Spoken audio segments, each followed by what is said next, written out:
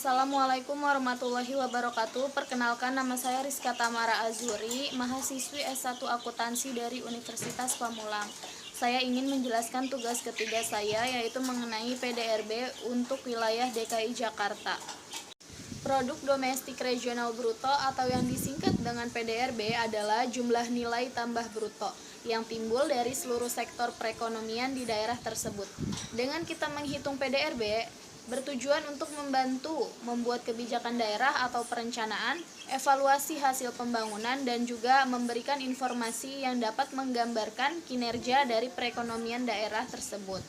PDRB meliputi upah dan gaji, bunga, sewa tanah, pajak tidak langsung, penyusutan, dan keuntungan.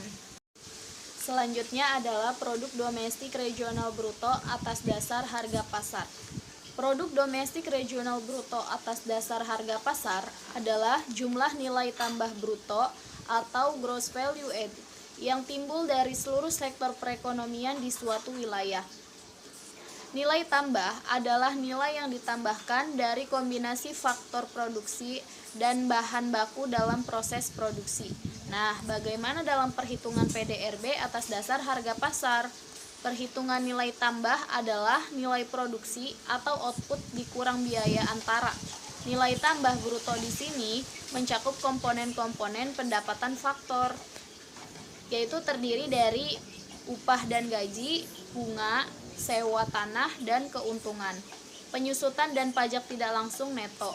Jadi dengan menjumlahkan nilai tambah bruto dari masing-masing sektor dan menjumlahkan nilai tambah bruto dari seluruh sektor tadi, maka akan diperoleh produk domestik regional bruto atas dasar harga pasar.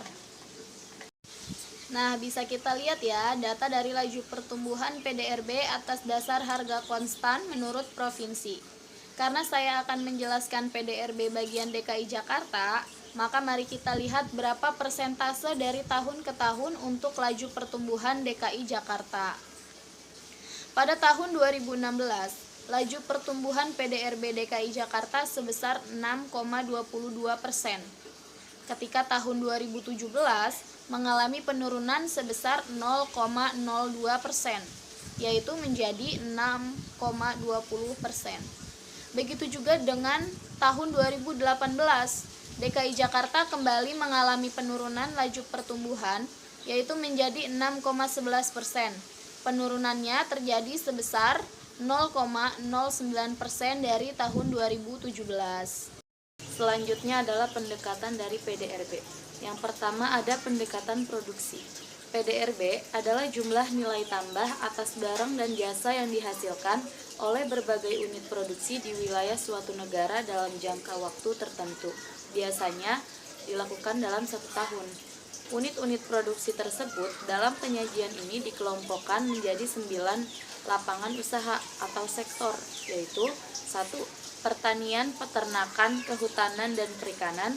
2. Pertambangan dan penggalian. 3. Industri pengolahan. 4. Listrik, gas, dan air bersih. 5. Konstruksi. 6. Perdagangan, hotel dan restoran. 7. Pengangkutan dan komunikasi. 8. Keuangan, real estate, dan jasa perusahaan. 9. Jasa-jasa termasuk jasa pelayanan pemerintah. Setiap sektor tersebut dirinci lagi menjadi sub-sub sektor. Yang kedua adalah pendekatan pendapatan. PDRB merupakan jumlah balas jasa yang diterima oleh faktor-faktor produksi yang ikut serta dalam proses produksi di suatu negara dalam jangka waktu tertentu. Biasanya dilakukan dalam 1 tahun. Balas jasa faktor produksi yang dimaksud adalah upah dan gaji, sewa tanah, bunga modal, dan keuntungan. Semuanya sebelum dipotong pajak penghasilan dan pajak langsung lainnya. Dalam definisi ini, PDRB mencakup juga penyusutan dan pajak tidak langsung neto atau pajak tak langsung dikurangi subsidi. Yang terakhir adalah pendekatan pengeluaran. PDRB adalah semua komponen permintaan akhir yang terdiri dari 1. Pengeluaran konsumsi rumah tangga dan lembaga swasta nirlaba. 2. Pengeluaran konsumsi pemerintah. 3. Pembentukan modal tetap domestik bruto. 4. Perubahan inventory, dan yang kelima adalah ekspor neto. Maksudnya adalah ekspor neto merupakan ekspor dikurangi impor. Secara konsep, ketiga pendekatan tersebut akan menghasilkan angka yang sama. Jadi jumlah pengeluaran akan sama dengan jumlah barang dan jasa akhir yang dihasilkan, dan harus sama pula dengan jumlah pendapatan untuk faktor-faktor produksi. PDRB yang dihasilkan dengan cara ini disebut sebagai PDRB atas dasar harga pasar, karena di dalamnya sudah dicakup pajak tak langsung neto. Mungkin cukup sekian penjelasan mengenai PDRB berdasarkan wilayah DKI Jakarta. Saya mengucapkan terima kasih.